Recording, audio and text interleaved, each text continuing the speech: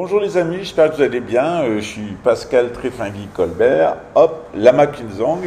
Et aujourd'hui, nous allons parler de la consommation de stupéfiants. Et nous allons voir, pourquoi il faut légaliser et pourquoi, notre organisation religieuse indigène et bouddhiste, elle appuie la légalisation des stupéfiants. Comme vous le savez, on accueille les drogués, on accueille les personnes victimes de pédophilie, les personnes qui ont été victimes des drogues, et évidemment, on est jugé à un certain mécontentement, non pas de la mafia, parce que moi j'ai jamais eu de problème avec la mafia, au contraire, au complexe de l'Allemand, la mafia a vu qu'on intervenait pour aider les gens, et ils m'ont laissé travailler, la police me laisse travailler. Mais on a un problème avec des mafieux à l'intérieur de la police. C'est ce qu'on appelle les bâtards. C'est-à-dire que, il y a des gens qui sont dans le trafic, qui sont dans les quadrillas, et ils ont un code d'honneur, qui est le code d'honneur des trafiquants. Et les policiers, ils ont un code d'honneur. Et puis, il y a des personnes qui sont entre les deux, qui sont les agents du déshonneur. C'est-à-dire qu'à la fois, ils sont à l'intérieur de la police, et à la fois, ils sont dans la mafia. Et c'est ces gens-là qui me ciblent. Parce que moi, j'ai jamais été ciblé par la mafia, j'ai jamais été ciblé par la police, j'ai toujours été ciblé par des bâtards entre les deux. Alors je voulais être clair sur la position du trafic. D'abord, j'ai jamais dénoncé du trafic de drogue quand j'en étais témoin, parce que mon téléphone il est constamment sur écoute et je suis constamment observé. Donc s'il y a du trafic de drogue dans mon entourage, la police est directement au courant. J'ai pas besoin de faire de la dénonciation. Vous savez que moi je ne porte jamais plainte et je ne dénonce jamais. C'est extrêmement rare, je laisse juste mon secret professionnel lorsqu'il y a des vies qui sont en jeu. Notre position en tant que bouddhiste sur les stupéfiants, elle est la suivante. Souvent, la drogue, c'est une expérience qu'une personne va tenter à un moment de sa vie. C'est fâcheux, ça porte préjudice à la santé, mais la personne pense qu'à un moment donné, c'est une solution pour elle. C'est son droit, et en Hollande, ça a très bien fonctionné de penser que les gens qui veulent se droguer peuvent se droguer. À un moment de leur vie, c'est une expérience qu'ils font. Par contre, leur identité, elle est relevée. Ça permet, en légalisant, de détruire tous les réseaux de corruption qui pourrissent les institutions. De la mafia, il y en aura toujours. Et la mafia, elle essaiera toujours de s'infiltrer dans la police pour se protéger, et la police essaiera toujours de s'infiltrer dans la mafia pour la détruire. Ça fait partie du jeu. Ce jeu-là, moi, j'y peux rien et je n'y interviens pas. Ça fait partie du déterminisme historique. Par contre, nous, on intervient. C'est quand une personne a ressenti le besoin de la drogue à un moment de sa vie, quelquefois elle a besoin d'en sortir. Et nous, on est là pour ça. C'est notre rôle en tant qu'association, c'est quand il y a des personnes qui souhaitent sortir de la drogue, on les aide à sortir de la drogue. La personne qui veut rester dans la drogue, elle n'a pas besoin de nous. Donc moi, je ne suis pas une personne qui va lutter contre la mafia, je ne suis pas une personne qui va collaborer avec la police. Je sais qu'il y a des policiers infiltrés dans la mafia, je sais que la mafia infiltre des policiers. Tout ce que je veux qu'on nous laisse, c'est le droit de travailler pour que les personnes qui veulent sortir de la toxicomanie, on puisse les aider. C'est comme les personnes qui sont pédophiles. S'ils souhaitent sortir de la pédophilie, il y a des associations pour ça.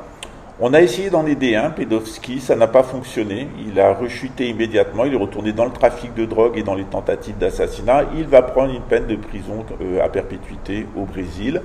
Il a fait l'erreur avec ses complices de la police migratoire fédérale de faire renouveler sa domiciliation au Brésil. On l'attend comme au coin d'un bois, surtout qu'il a fait des livraisons de drogue vers l'Europe, puisque son frère lui-même, qui est préfet, est impliqué dans le trafic de drogue en banlieue parisienne. L'Élysée est au courant. Vous savez que l'Élysée et la drogue, c'est quand même un vaste sujet, voilà. À Luxembourg, le roi et le grand-duc est informé, et le roi du Maroc est informé aussi. Donc moi, je suis clair par rapport à ça. Je n'ai pas à lutter contre la mafia et je ne le fais pas. Je n'ai pas à lutter je n'ai pas à collaborer avec la police non plus. Par contre, nous, on est des bénévoles qui aident les personnes victimes de pédophilie. On en a aidé une au Canada dernièrement. Elle a pu négocier un accord avec son père pour qu'il l'indemnise et sortir de sa vie. Et tant mieux pour elle. Et je suis très satisfait d'avoir contribué à ça, à ce qu'un prédateur sexuel ne s'attaque plus à sa fille pour la détruire psychologiquement et la séquestrer, parce que c'est vraiment le syndrome de Stockholm qui attend ses victimes. Et je suis très content d'avoir protégé sa petite fille, les autres enfants de ce prédateur sexuel, de ce trafiquant de drogue et de cet assassin qui est un psychopathe. En réalité, c'est un bourreur. Dans le cours de gnose, on a vu qu'il y avait les beubeux, les bourrins, et les babals et les bouboules. Voilà. Alors les beubeux, c'est ceux qui pensent que la vie c'est un jeu vidéo, qui sont éduqués que sur ça, qui n'ont pas d'éducation. Les bourrins, c'est ceux qui vont aller travailler à l'armée ou la police, ils vont se comporter comme des bourrins du système. Il y en a aussi dans les usines, il y en a partout, même chez les magistrats, il y a des bourrins partout. Et puis il y a les babals, c'est-à-dire que quand on a une vie de salopard au travail, on va compenser avec du football et des jeux de babal, en picolant des bières, parce que ça évite de penser, de s'éduquer, d'avoir une conscience politique en dehors du travail. La vie, c'est un processus d'éducation. Plus on apprend, plus on est intelligent. Plus on fait des pratiques spirituelles, plus on croit spirituellement et plus on est une bonne personne.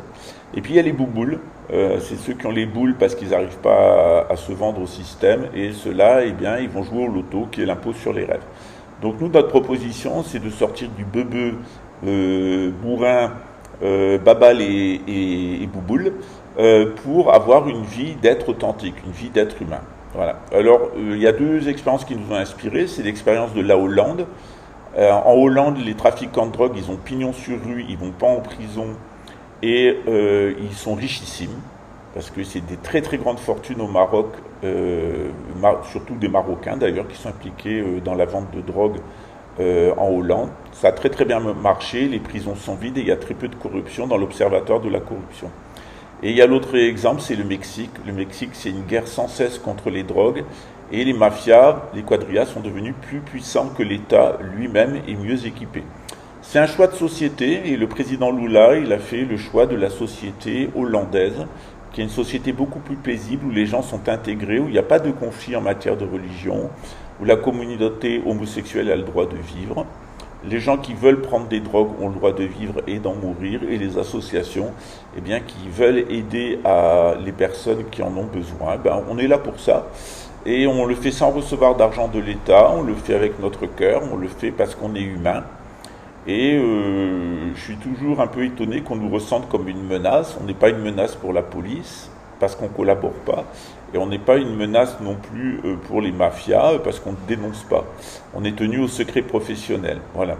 La seule exception, c'est pour laquelle j'ai levé mon secret professionnel et le secret de la confession, c'est quand un pédophile, narcotrafiquant et assassin notoire a essayé, sur ordre de sa femme et d'un réseau mafieux luxembourgeois, de me faire la peau ici au Brésil, et la sécurité nationale brésilienne est intervenue directement. Donc je tiens à dire à son avocat, qui va avoir exactement le sort du délégado qui s'est impliqué, c'est-à-dire qu'on va le mettre au frais.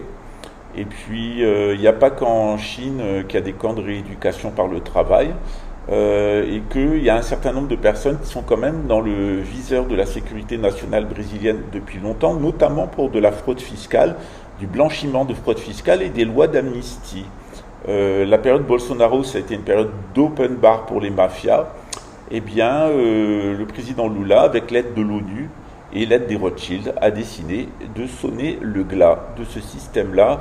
Et je suis très très heureux d'assister à ça, parce que depuis l'âge de 14 ans, j'ai vu des gens mourir autour de moi de la drogue, du sida, être assassinés dans le narcotrafic.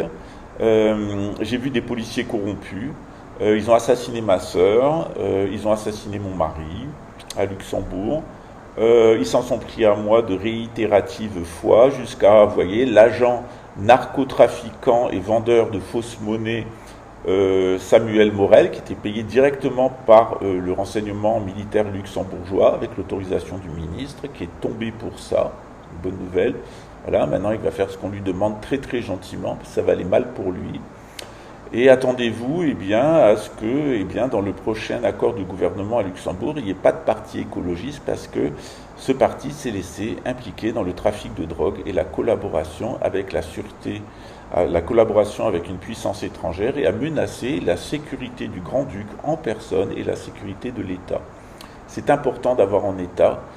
Quand on n'a plus d'État, c'est Mad Max. Et un monde où il n'y a plus d'État, ça porte un nom, ça s'appelle le communisme. Donc si vous voulez du communisme, où vous êtes gouverné par des mafieux, c'est déjà arrivé dans l'histoire, dans un livre.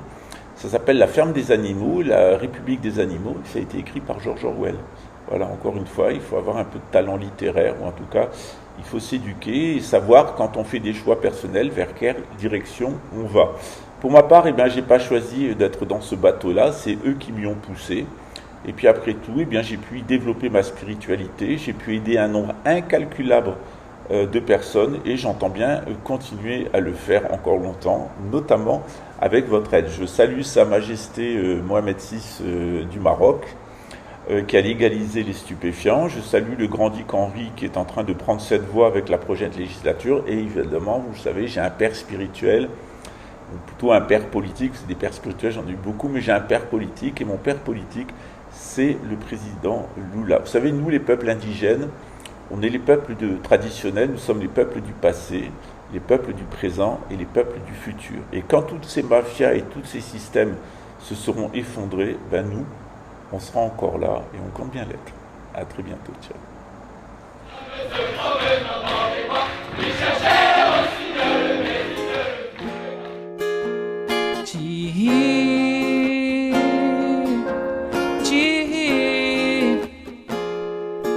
Força da natureza, olha quanta beleza que há em ti, que há em ti.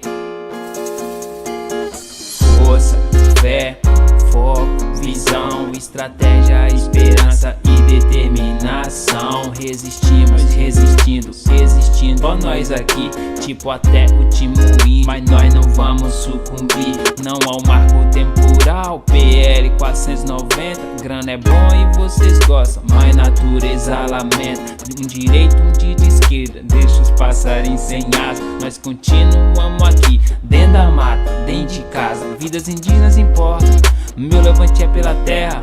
Nós estamos na batalha, queremos vencer a guerra. No Ante, Apuangue, no Ante, força, Apuangue, esperança,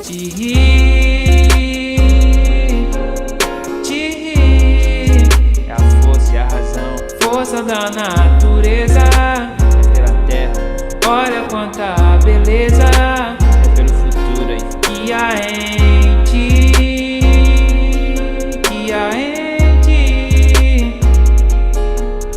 Uou, muita fé, vamos aí.